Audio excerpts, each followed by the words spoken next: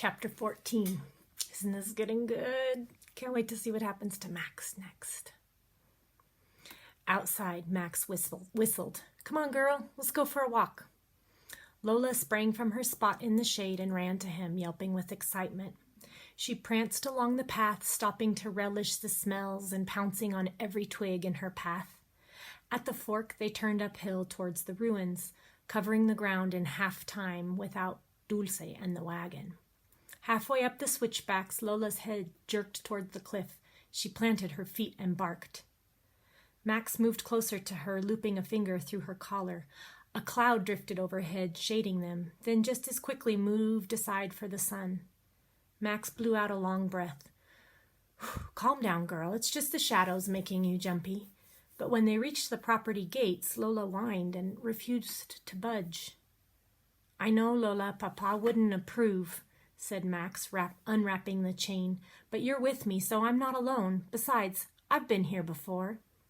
He opened the gate just enough for the two of them to sidle through. Come, Max insisted. When they reached the ruins, Max stood in the clearing with his hands on his hips, looking for thorny vines. Bougainvillea flowers climbed up the stones of the tower. When Max had helped Buelo trim the one at the cottage, he'd been snagged by its barbs many times. The base of the main stalk where the plant was rooted seemed like a good hiding place. Max searched there, but found nothing. He poked around the wall to see if a key was hidden behind the sparse branches. Again, nothing. He hunted around the perimeter of the clearing. None of the trees or bushes had thorns. In the rubble, only grassy weeds poked through the stones. A bramble of blackberry vines climbed up the wall. Berries with prickly stems. Berries had prickly stems, sharp as thorns. Max grabbed a stick and slowly walked around the well, lifting the branches until he spotted a brick not flush with the others. He carefully wriggled it out of its place. There, nestled in the hollow, was the key. He grabbed it and raced around inside the tower to the gate in the stairwell. He slipped the key in the lock, and it turned.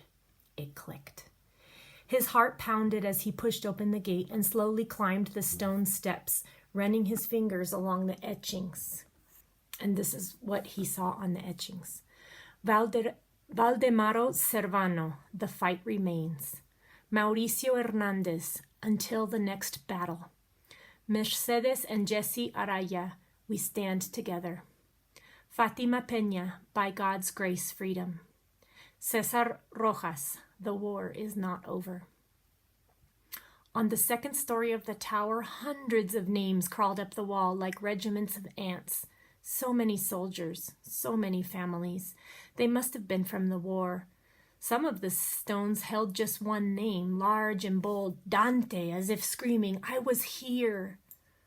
Others held a message. It would take hours to read all of them. How many people were hidden here? Who were they and what were their stories? Had they ever reunited with their families? And here's some more of what was etched on the stones.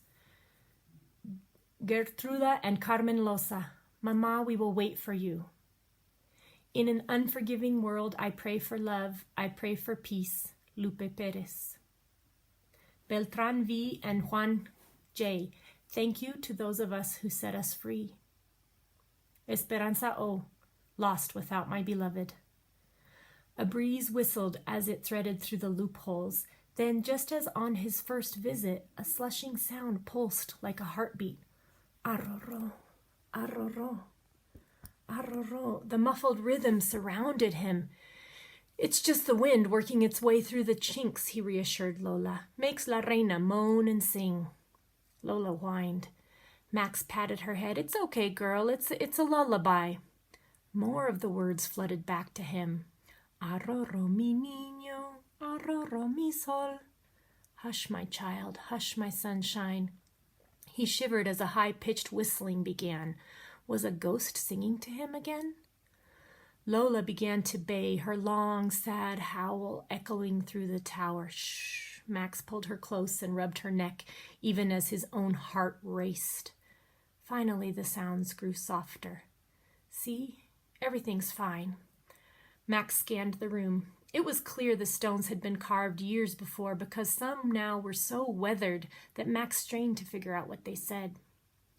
Lola kept climbing, so Max followed all the way to the 3rd level, where a recessed alcove greeted him. Above its arched stone mantel were the words, "Born beneath the wings of the peregrine falcon." And here's more etchings. Mother Maria Acosta, baby Valentina, father deceased.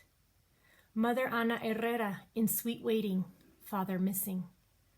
Mother Patricia Zavala, baby Lourdes, father unknown. Look, Lola, these must be the babies who were born in the tower or would be born during the long journey. Poor little things. Their mother didn't even have a cradle or a home for them. Did their fathers abandon them or die? Or were they the ones the mothers were running from? On the opposite wall there was another alcove. Its mantel read, "The Brigade of Women." Max tried to remember what Buelo had said. Banished, mistreated, considered less than human, so we hid them. Here's more etchings. Cristina Olmos, together with my sisters. Oralia and Alma, a new life awaits. Margarita Z, I will never go back. God give me strength. He spotted the word Mañana Land on one of the stones. He pulled the rubbing from his pocket and held it up. The letters lined up. But the rest of the stone was faint and hard to read, especially the last line, which looked as though it had been etched by a different tool and in haste, like someone was in a hurry. He stepped to the side so the stone wasn't in his shadow. He could just make out the words, Renata Esteban. My eyes are on Mañana Land. My heart is in Santa Maria.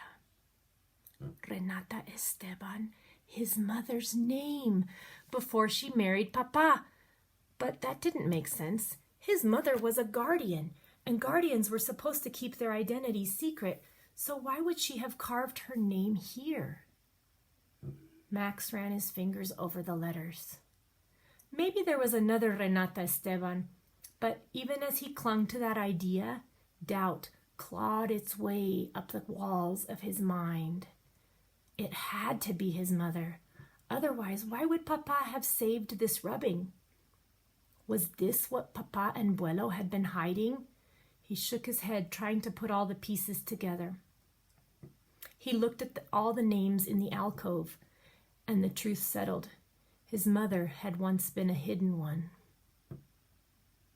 She'd been part of the Brigade of Women from Abismo. No wonder she'd been allowed to break the code and travel beyond the next guardian.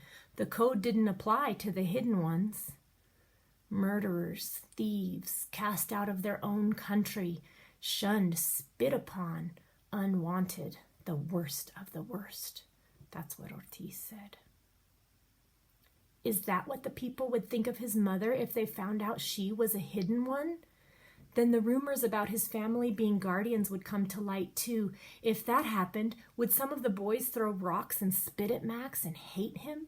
Would he and his family be driven out of their own village? Where would they go? A wave of lightheadedness washed over him. Was he even breathing? He squeezed his eyes shut, swiping the tears as they spilled. Lola whined and nudged him. How long had he been standing there? He held onto her collar and let her lead him back down the stairs. In a daze, he locked the gate to the stairwell and replaced the key in its hiding spot. The afternoon was fading. As he walked through the clearing, it started to drizzle.